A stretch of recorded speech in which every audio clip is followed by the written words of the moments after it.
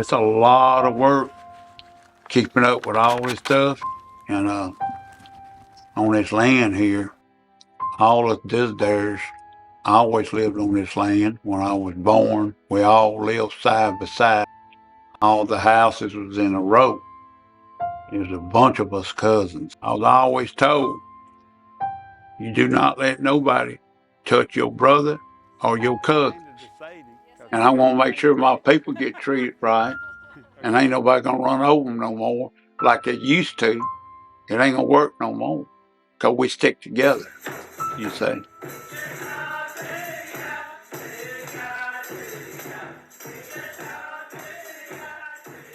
I'm Chief Rodger Collum, a.k.a. Thunderstick. I live on Bayou Bourbeaux. My daddy always told me they only made two kind of people in this world, leaders and followers. He says, and you're not a follower, you're a leader.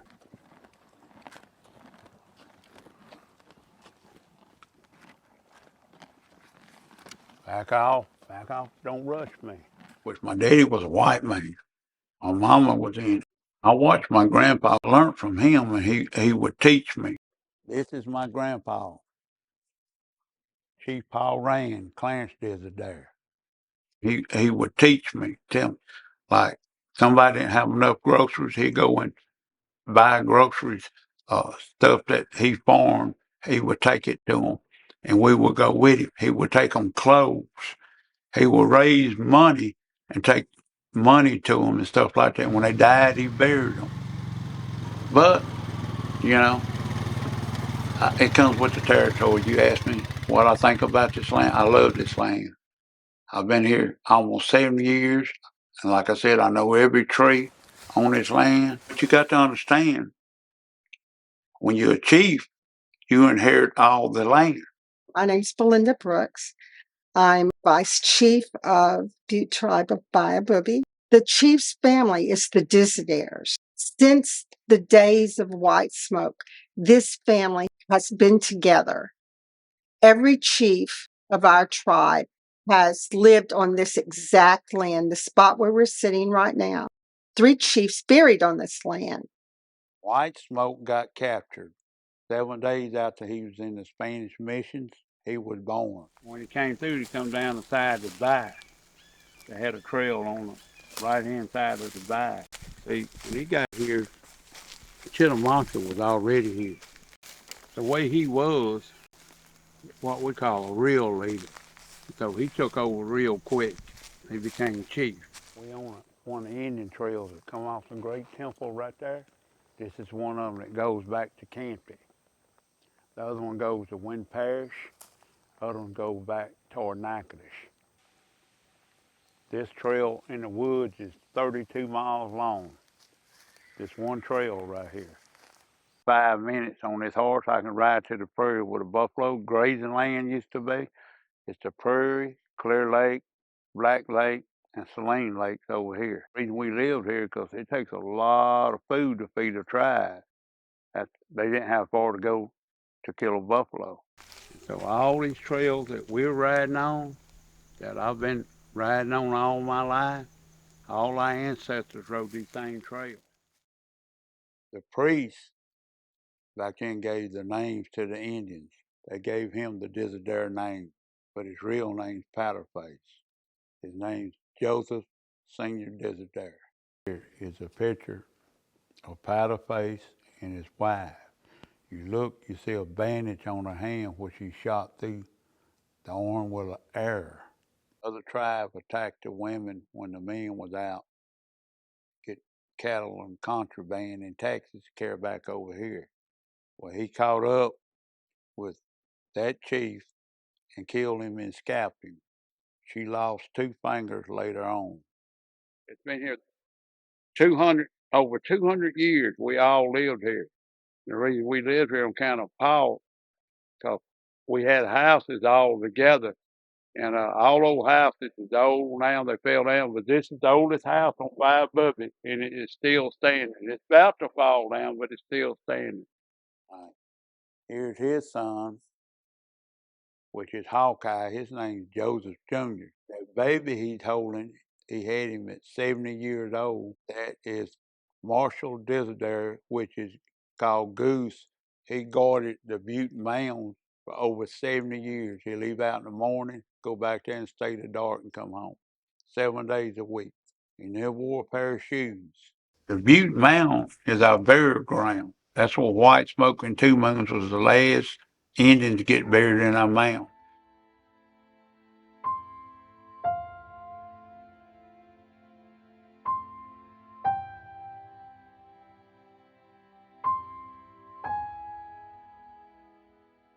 When I first used to come back here with my grandpa when I was real little, with my great-grandma, there wasn't up about 5 trees on it. And now you see all these trees in the 70 years done growed up. And all my life since I was 5 years old, I've been took back there, you know. And so when the elders would take you back there, you know, it's a real quiet place, you know. Sometimes you can feel it, sometimes you can't feel it. I go by myself, I can feel it more. I can feel the spirits when I'm here, and most people can. It's such a peaceful place. You can hear the leaves rustling. This is White Smoke Stone. He's buried here. White Smoke is buried here standing up with his sacred pipe in his scalp. They don't have White Smoke wrote on them. They got 2 logs on fire with smoke coming up. On her grave, her stone, they got 2 round moons because her name was Two Moons. A lot of people don't know their 4th great-grandparents like I do. It seemed like I knew them all my life because I got drilled. This is how it all got started in our history. He roamed these lands. He's protected these lands. You come into his lands, he would kill you. He protected his people. He did a lot of stuff back then. My great-grandpa, Felix Desideri, Chief Squarehead. He married Grandma Faith. This is my grandpa, Chief Paul Rand, Clarence Desideri.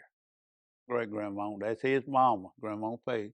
They donated the Desideri land to the Baptist church. My grandpa built a Baptist church, was the first deacon in the church. Later on, he became the preacher. See what? Christian Harmony Baptist Church. I was raised right here. Everybody that went to that church was Native Americans that was in the tribe in the beginning.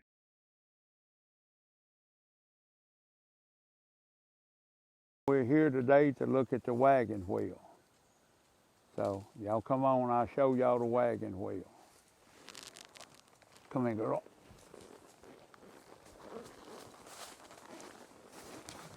Paddleface spotted them first. It was 12 Scottish settlers coming here to kill our game. They was hunting for furs.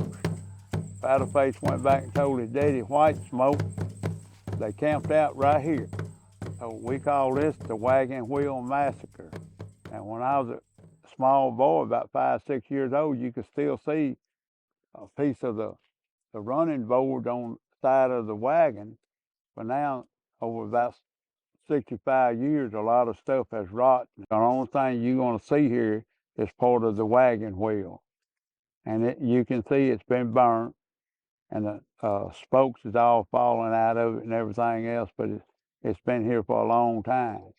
When we was kids, we knew to stay in the house because got up daylight, you had to go outside. You didn't come back till dinner. You didn't come back till dark. You didn't go in the house. We played under the Bayou bank all the way to the lake. I'm talking about this 4 or 5 miles from your house when you're little kids, small. Well, they had a guy down here, which he was in the tribe, he had about 40 wild horses, you know. Well, one of his horses had barbed wire wrapped around his back leg. It done growed in his leg. And every time I would see that horse, I tell my cousins, I says, I'm going to get that barbed wire off that horse. So I climbed up the tree one day. I was about 7 years old. When that herd come walking on that tree, I jumped on that horse's back. And away we went. That horse trying to throw me and everything, running through the woods, trying to drag you off on. I bet you I made 20 miles on a horse chasing that whole herd around and around and around. Well, once he finally gave up, I got a vine put around his neck to hold him, and I got to looking real close. The barbed wire done growed up in his leg. Wasn't no way to get it out. From that time on, me and all my boy cousins, we climbed in trees, and horses come through there. We jump off them, and away we go. Some of them get horses run in trees, fall down with us, and drag us off, tear our heads almost off, jump in the water with us, and everything else. But we learned how to ride horses back then. Whoa.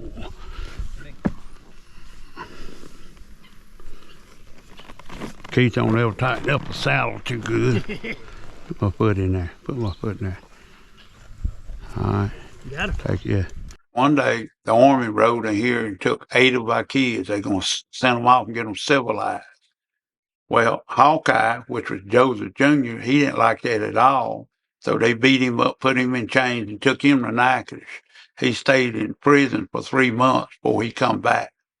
Well, when he come back, we can't act like a tribe no more. We got to act like white people, black people, Spanish or something. We're going to be a tribe, but we ain't going to act like it. We ain't going to let people know we exist. So what he did, he built the other school, the old school before this school. He built it for our kids to go to that school and get educated down here ourselves. Because a white man wanted an Indian to get educated, civilized. Well, over the years, the school got in real bad shape. And after he died, my great-grandpa, his son, built this one here in 1905. And all the Indians went to this school until my time was to come to this school. Then Natchitoches Parish decided we all go to the public schools in Natchitoches. And they shut this down. And then that's when my grandpa made this out of community center. That's where we all met. Guy is from San Antonio, Texas. Okay. I don't forgot his name. I used to know his name. But my grandpa, square head, caught up with him a few miles down the road and shot him off this mule with a shotgun.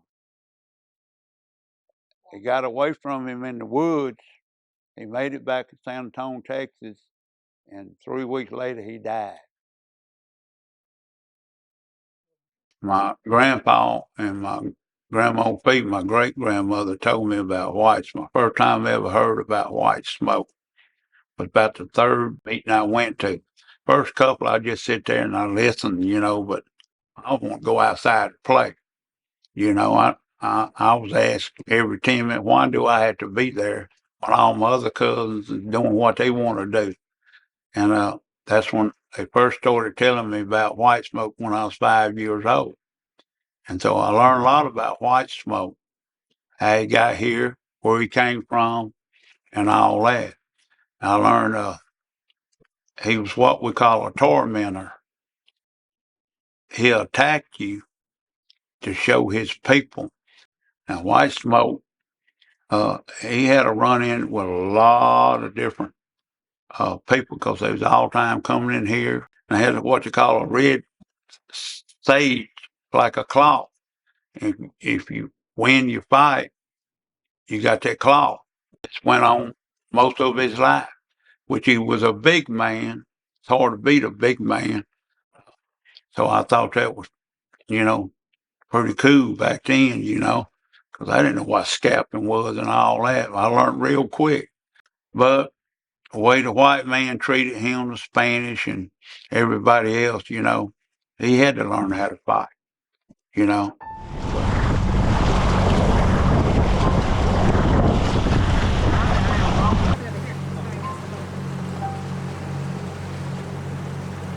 That's Yalmock Island right there. The Indian name. I used to know what it means. I don't forgot. It's a big island. The mound is on the island. Get on up some more. First time I went to Yalmock was about 5, 6 years old too, with my grandpa. All the Native Americans in this area used to go to Yalmock. A little bit more. Hey, jump out and catch a boat. That's the mound right there.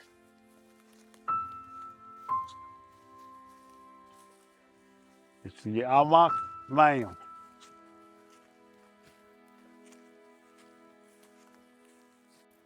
It's what you call cypress. That's rooted in cypress trees right there. People started using them for Yeah. crafts, arts and crafts. They used to cut them down, make Santa Clauses and Noels and stuff like that. It's against the law to cut them down. State of Louisiana now. It's killing the cypress tree. You got to remember the water's way down. Do your hands like I did helping you out. Hell, reach way down and catch the sand. Go. Boy, they so ignorant. They couldn't survive. I know deep down inside I can leave my home and I can survive. My grandpa, he had 3 sons and 4 daughters. His 3 sons, which he was the chief, they all drank. He took me under his wing. My aunts and uncles, they would you say, you special. My grandpa, constant, you special. And my great-grandma, Faith, I didn't know what special meant. It took me to about 14, 15 years old to figure out what did special mean. I was 16 years old. He passed away. And so that's how this come all about. You know, how I know the stories. That's how I know what I was put here for. That's how I learned all about our tribe.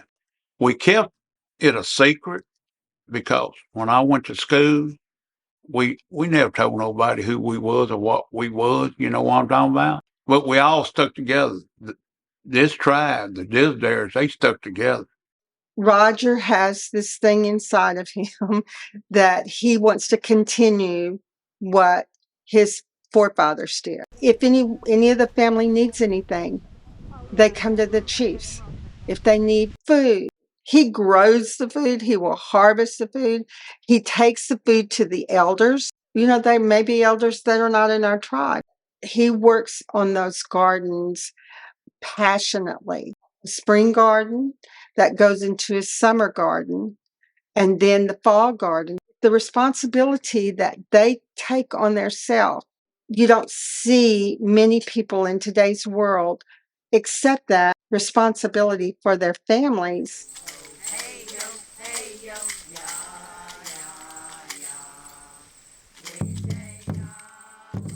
My great grandmother, I heard first. One of my cousins, she knew a little bit. She used to walk up and down the bayou singing these songs. I'm talking about the Bayou Bourbeaux, walking up where the water was, up and down singing these songs through our ancestors, moms and grandpas and great grandmas. Hey, Yahoo, it's a religious song. We started teaching our youth to step in, sing some of these songs, and play some of these drums and the rattlers, the jingles and all that. We ain't gonna be here forever. I done lived most of my life, and so if they don't learn now, we done lost all our heritage. I always remember this, because one day you're gonna be our leader. Family comes first. Protect your family. Always remember what I'm telling you.